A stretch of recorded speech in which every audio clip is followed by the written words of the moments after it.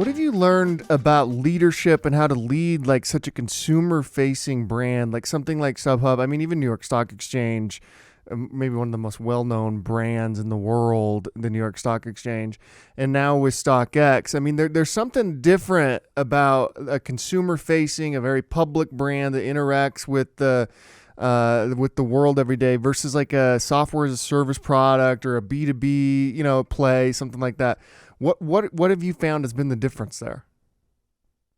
Well, as a leader, as a CEO, I guess it's kind of no different. It's just in a different place because most platforms, most businesses, and whether or not you're a SaaS business, an enterprise business, or a marketplace business, you actually have customers. In a marketplace, you have sellers and buyers. Maybe on the enterprise, you're actually dealing with customers. But I think being a CEO and being a leader, I think about it in three ways.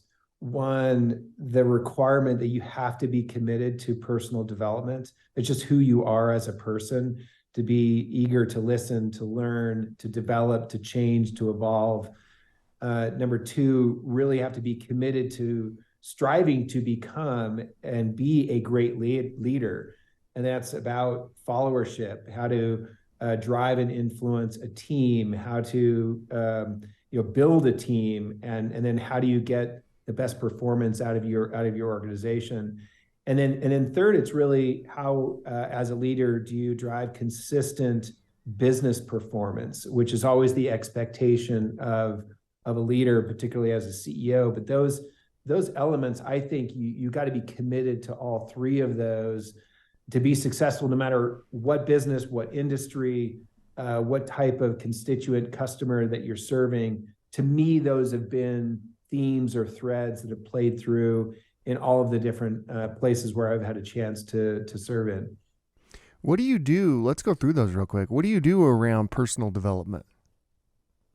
Well, for me on personal development, I've had a coach that I've worked with over several years across multiple different positions, to check in on the things that I'm working on. What are the things that I need to be self-aware of about how I'm leading, and what do I need to change? I'll give you like a perfect example of this is just in my time at StockX. Obviously, we've been working through, as everybody has, how do you interact in a time when the pandemic is happening, the remote work is happening, we're expanding globally as a company.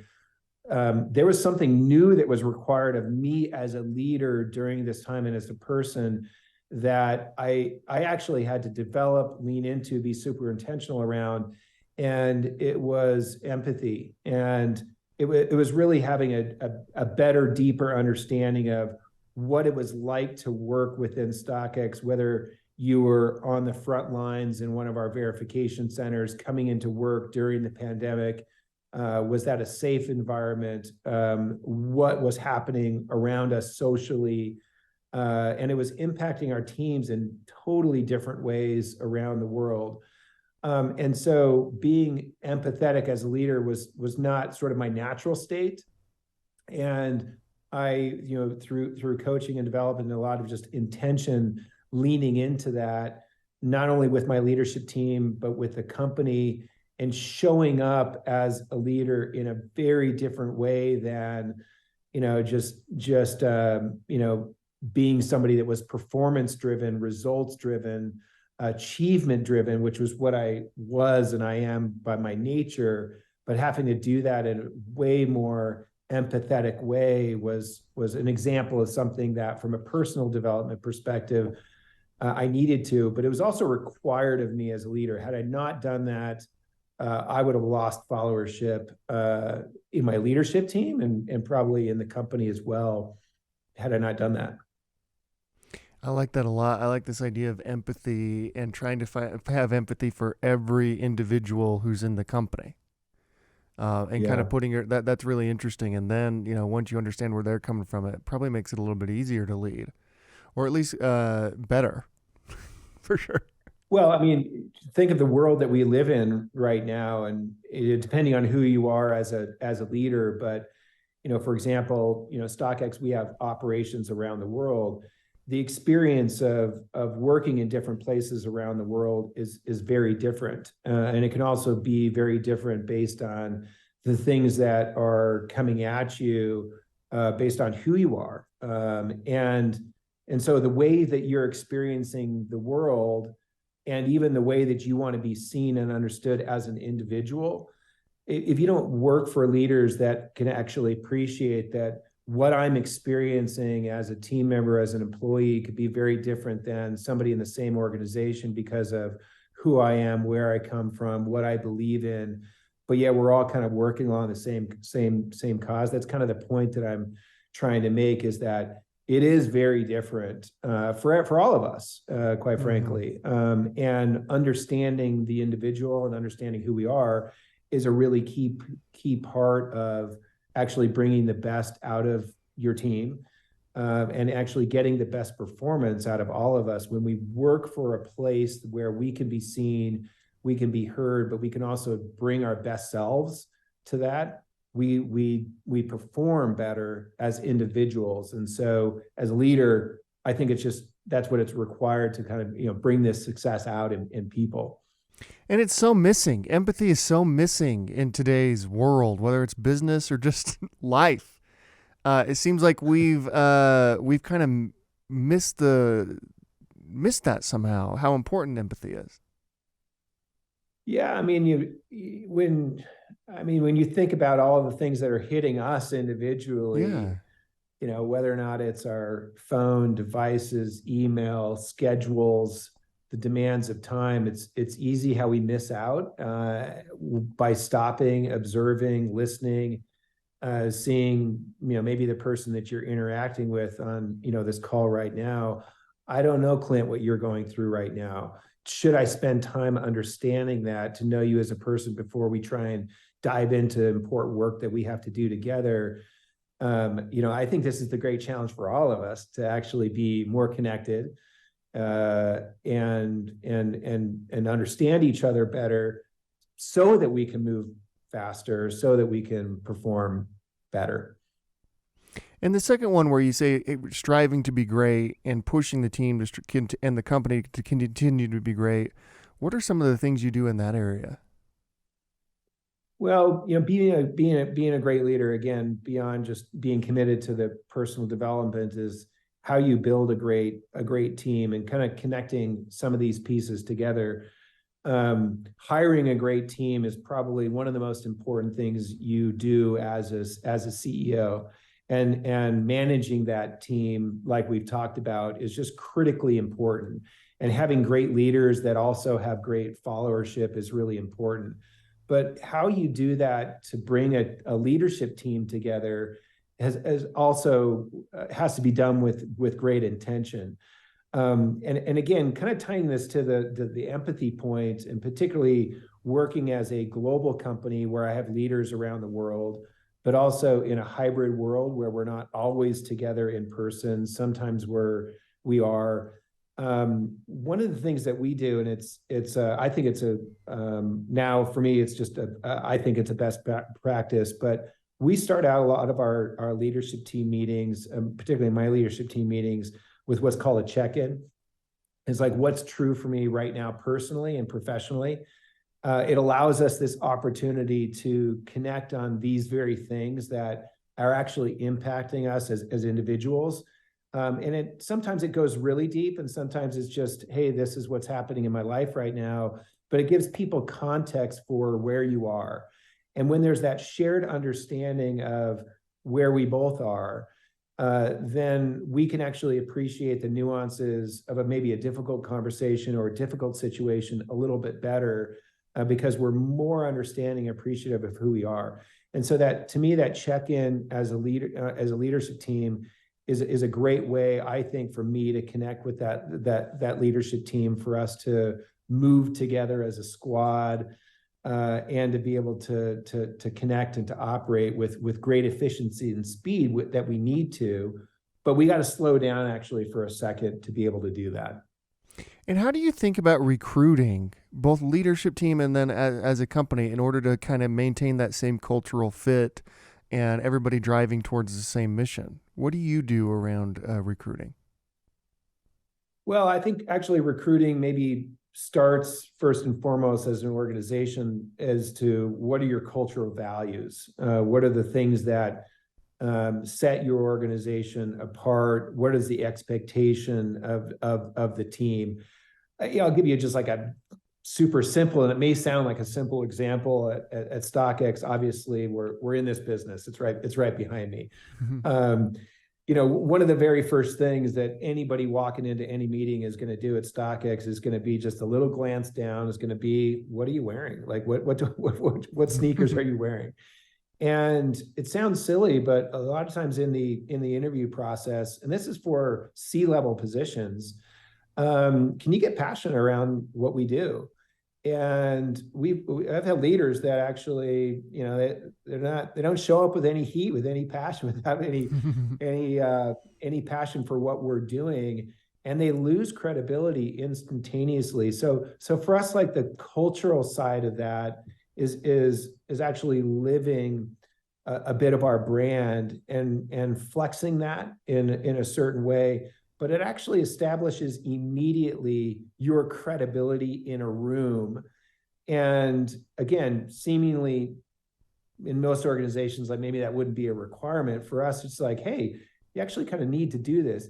And it's really easy to do, but some people actually just don't want to do it. And they're just not successful in our organization. And so, that would never have been part of some of my other jobs that I've had before. But for us, again, recruiting is, what are those cultural tenets that are unique to the organization that we have, being really clear about what they are, and then making sure that you're recruiting leaders and individuals that actually fit those cultural values. And it's as important a set of decisions to make as someone's background or expertise or leadership. They could check all those boxes, but not be a cultural fit and won't succeed as a leader within the organization. And so, to me, recruiting is as much about what are the cultural values to the fit for that person that you're trying to attract to come into your organization, and do the two meld together. Speaking of cultural values, how have you handled the work from home versus remote versus hybrid versus in the office, and kind of that whole debate that's playing out now post COVID? I don't think anybody's figured it out perfectly. I think there's just new realities that are just true. And in some respects, some of these realities have always been the case, but I think we've got an added dimension to it now. For CEOs that are running global businesses, it's always been the case that you've had distribution of workforce. And that's been true for me in my last 4 leadership positions, having organizations that are in all different corners of the world and figuring out how do you bring those teams together to be able to operate. So distributed and global has always been a part of my leadership journey. I think the thing that's new now is this aspect, which is I can actually have a lot more interactions via this screen, and we're enabled by technology. And a lot of people are choosing to say, this is a more efficient, and I can work this way. And the question is, can I work this way? And does this allow me to perform better? But can I also be connected to my fellow team members and organization? And how do you do that really well? And so I think everybody is learning what this is going to look like, because it's totally new. I mean, I think we're still working through it. And I think there's a fair amount of social force that a lot of leaders are trying to say, hey, we're just back in person, and we're going to force you to be back in person. And you have a lot of workforces that are just in revolt to just that very idea. And so I think where a lot of organizations are going to end up is still this hybrid, distributed, global way of working is here to stay. So how do we optimize in this environment? And that kind of leads to your third principle, which is consistent performance. And that probably plays a role in this work from home versus hybrid versus in office. As you think about consistent performance, what do you mean by that at StockX? Well, the environment that we're in as leaders today is as volatile, as uncertain as it's ever been, maybe certainly in almost the 30 years of my career than at any other time. And so that's the Petri dish. That's what we're dealing with as individuals. And so how do you deliver consistent performance in a world or in a situation that's delivering so much uncertainty, so much volatility? And that is actually just understanding where you're at, dealing with that wind as it's coming at you, and setting a sail to sail against it in a way that you can, recognizing that the wind is always going to be there, the waves are always going to be there. But if you've got a rudder and a sail, which is typically rudder being the decisions that you're going to make, sail being your strategy through any of that, those things have to be true to actually deliver sort of a consistent speed or consistent performance when that environment around us is just so uncertain today. And I think that is when I think of one of the or two of the main things that a CEO is responsible for. You touched on one, which is recruiting, having great people on your team, and then two is probably setting that strategic direction, and that can be both mission, vision, purpose, as well as the strategic objectives that you're going to achieve, going to go after to be able to sail that course. Those are the things that a CEO has to own. For a marketplace like yours, I wonder how AI is going to affect everything or how it already is affecting everything. Both actually like in the marketplace itself and then the technology behind it. It is impacting every aspect of our business in totally different, in different ways, which is, if I'm coding, there's tremendous efficiencies that can be gained if there's just an anticipation or an appreciation given with AI about how I could code faster, better, taking advantage of everything that's to be learned. If we're coming up with creative, I've seen actually creative brand campaigns right now in our own team that are AI generated, that are actually fed with a theme, a strategy, an objective, even visual, creative, graphically, that now can be powered by AI. There's still people behind that in terms of what the input is going to be, but there's some really interesting things that are coming out of that. We're exploring AI applications in our own customer service. So how can we enable a faster resolution of maybe a customer experience issue or challenge with the data set that we have and the information that we have? And so it's impacting all aspects of the business. And I think it's just one of those things that's going to be an enabler for an acceleration of technology and advancement, and the speed of technological change, that we've ever seen. How did StockX and you in particular take advantage of like influencer marketing? I know like you guys work with athletes, you work with celebrities, you work with all these types of folks to really like capture this market. How did you approach them and kind of get your name and word out there before you were StockX? Now everybody knows who StockX was, but I wonder like how you built that.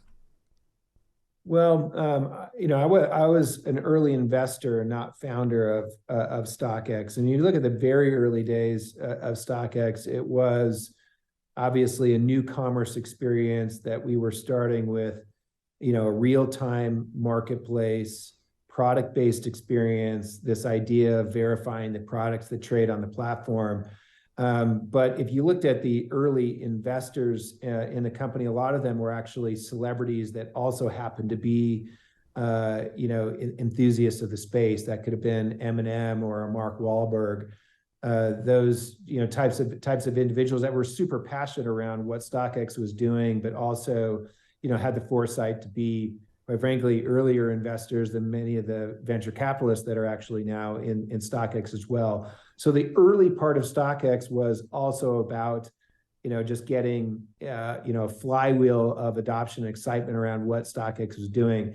Now, as we look at how influencers play a role in StockX, in many respects, influencers, that could be the celebrity, the athlete, the artist, the musician, are very much guiding and influencing taste, product, brand, trend.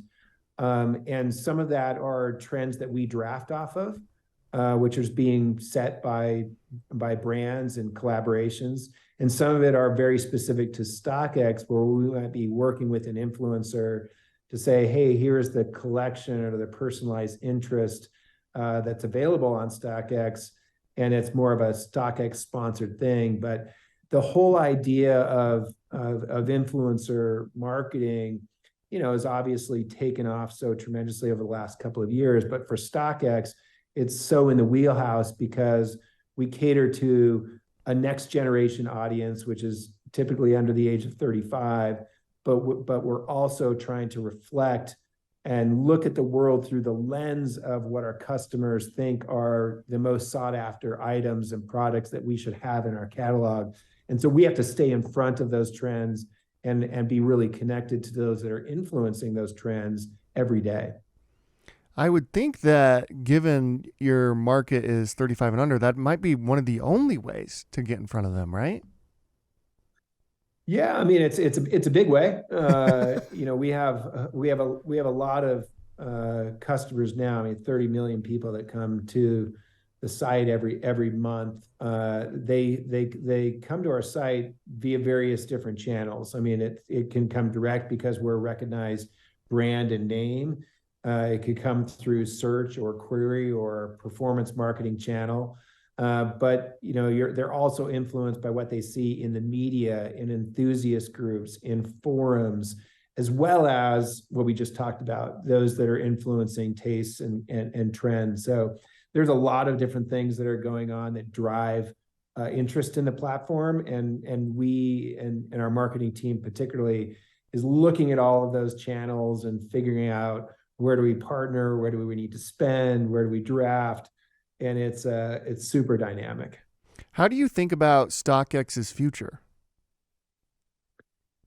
I think we're just at the very beginning of the journey of StockX. We had an idea of just a different type of marketplace experience where, if you go back the 7 years, what we observed among marketplaces, and these were even some of the marketplaces that I ran, was that marketplaces have existed going back hundreds of years, if not centuries, as ways to bring together buyers and sellers.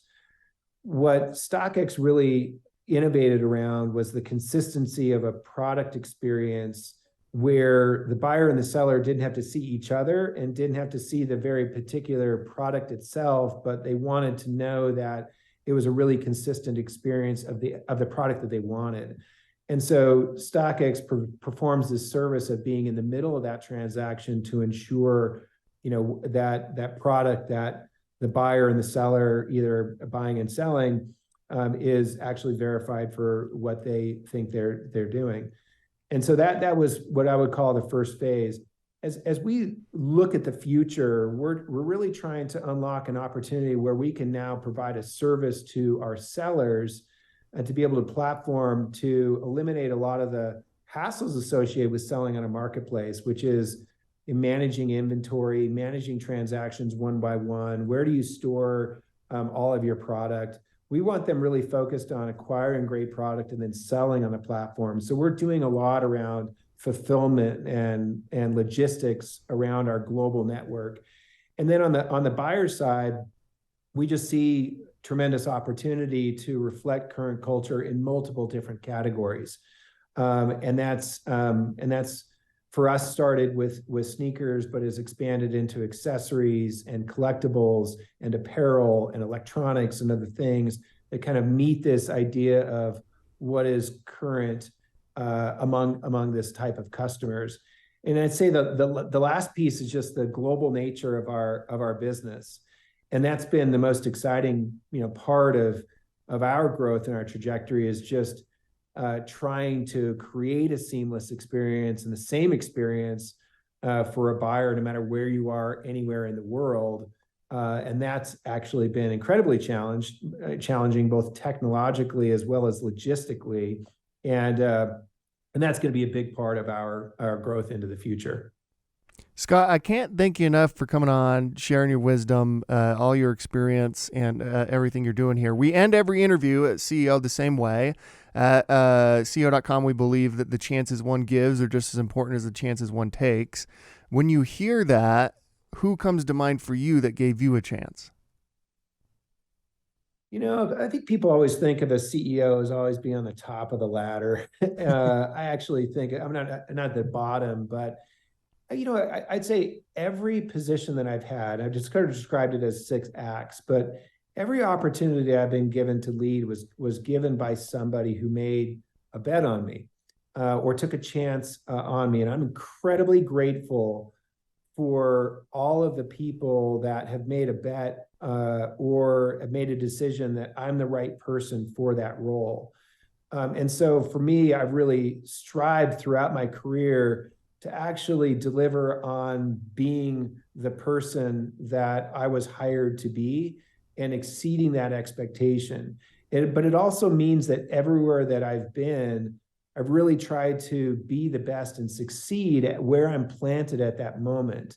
And I think the challenge often right now is that often people are looking at that next opportunity, without actually giving the grace and giving the appreciation for what you have right now, and the gratitude for that person that put you in that position. So for me, that's been the theme throughout my entire career of individuals that have made a decision to put me in a place where I can perform my best, every single one. So there's a long list of people that have a major factor in terms of what I've been able to achieve in my career. I wouldn't be here without so many different people that believed in what I could do. Scott, thank you so much. Appreciate you coming on again, and we'll see you down the line, my friend. All right. Thanks so much. Thanks, man.